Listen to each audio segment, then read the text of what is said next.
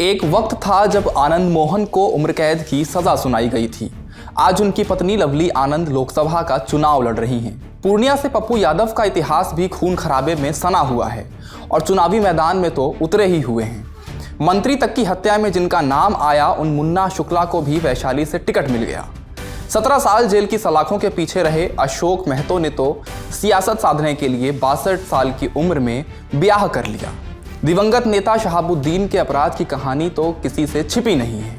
जिला वही है सीवान और उनकी पत्नी हिना शहाब ताल ठोक रही हैं। कभी बिहार में कुख्यात रहे अवधेश मंडल की पत्नी को भी पूर्णिया से लोकसभा का टिकट मिला हुआ है।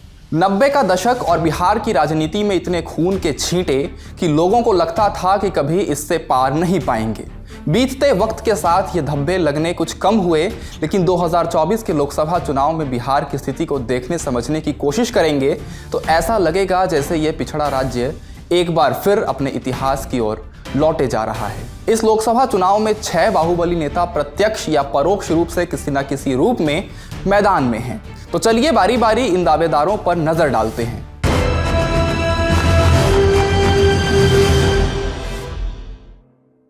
नमस्ते, मेरा नाम धनंजय है और आप देख रहे हैं इंडिया टुडे हिंदी। बाहुबली नेताओं की फहरिस्त में पहला नाम है पप्पू यादव का। वो इंडिया गठबंधन की तरफ से पूर्णिया लोकसभा का टिकट चाहते थे, मगर लालू चाहते थे कि पप्पू मधेपुरा या सुपौल से चुनाव लड़ें और राजद में शामिल हो जाएं। लेकिन यादव किसी सूरत में पूर्णिया नहीं छोड़ना चाहते थे। ऐसे में उन्होंने अपनी जनाधिकार पार्टी का विलय कांग्रेस में करा लिया। हालांकि कांग्रेस ने उन्हें पूर्णिया से टिकट नहीं दिया, मगर वे खुद निर्दलीय उम्मीदवार के तौर पर पूर्णिया से चुनाव लड़ रहे हैं। राजद ने पप्पू के बदले पूर्णिया से एक और बाहुबली अवधेश मंडल की पत्नी बीमा भारती को टिकट दे दिया। बीमा भारती रुपौली विधानसभा से विधायक और बिहार सरकार में मंत्री रह चुकी हैं। अवधेश मंडल अपने इलाके के बाहुबली माने जाते हैं, कई मामलों में आरोपी हैं और जेल आते जाते रहे हैं।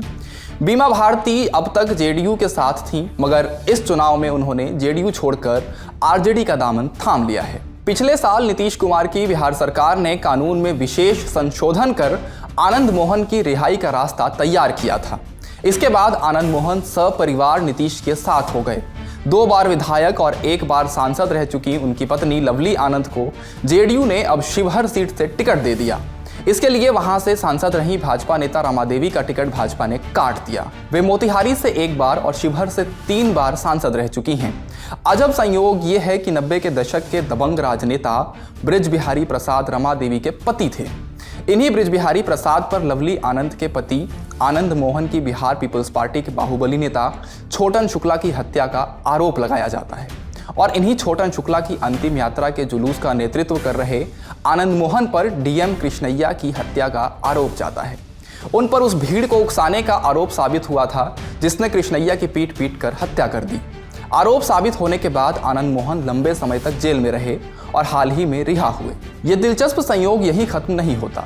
इस मामले की कड़ी वैशाली से आरजेडी का टिकट पाने वाले मुन्ना शुक्ला से भी जुड़ती है, जो छोटन शुक्ला के भाई हैं। वे रमा देवी के पति बृज बिहारी की हत्या के मामले में लंबे समय तक जेल में रहे। मुन्ना शुक्ला पर डीएम कृष्णैया की हत्या का भी आरोप लगा था, हालांकि वे इस मामले में बरी हो गए। बृज बिहारी प्रसाद की हत्या के आरोप में उन्हें निचली अदालत ने उम्र कैद की सजा सुनाई थी। हालांकि पटना हाईकोर्ट ने बाद में उन्हें सजा से मुक्त कर दिया था। मुन्ना शुक्ला 3 बार विधायक चुने गए, मगर कभी लोकसभा चुनाव नहीं जीत पाए। दिलचस्प है कि बृज बिहारी की हत्या के बाद लालू यादव और मुन्ना शुक्ला के आपसी संबंध काफी खराब हो गए थे, मगर अब भूमिहारों को अपने पक्ष में करने में जुटे लालू तेजस्वी और मुन्ना शुक्ला के संबंध बेहतर हुए हैं। इसके बावजूद कि मुन्ना शुक्ला ने लालू से मिलने के बाद बाहर निकलकर एक दलित जाति के खिलाफ अपमानजनक टिप्पणी कर दी थी, इसको लेकर विवाद भी हुआ। ऐसा लगता था कि इस मामले पर शायद मुन्ना शुक्ला की उम्मीदवारी खतरे में पड़ जाएगी, मगर ऐसा नहीं हुआ। इस कड़ी में आखिरी नाम शहाबुद्दीन की पत्नी हिना शहाब का आता है, जिनके बेटे ओसामा भी आपराधिक मामलों में शामिल होने लगे हैं। उन पर रंगदारी मांगने का आरोप लगा है। शहाबुद्दीन लंबे अरसे तक आरजेडी से जुड़े रहे, सीवान से सांसद भी रहे। उनकी पत्नी हिना शहाब को भी आरजेडी ने 3 बार टिकट दिया, मगर वे जीत नहीं पाई। ऐसे में इस बार आरजेडी ने अपने नेता अवध बिहारी चौधरी को चुनाव लड़ने का संकेत दे दिया। ऐसे में हिना शहाब ने निर्दलीय चुनाव लड़ने की घोषणा कर दी है। 2019 के लोकसभा चुनाव में बिहार के 40 सांसदों में से 31 के खिलाफ आपराधिक मामले दर्ज थे। इनमें संगीन अपराध वाले निर्वाचित सांसदों की संख्या कुल सांसदों के आधे से अधिक थी।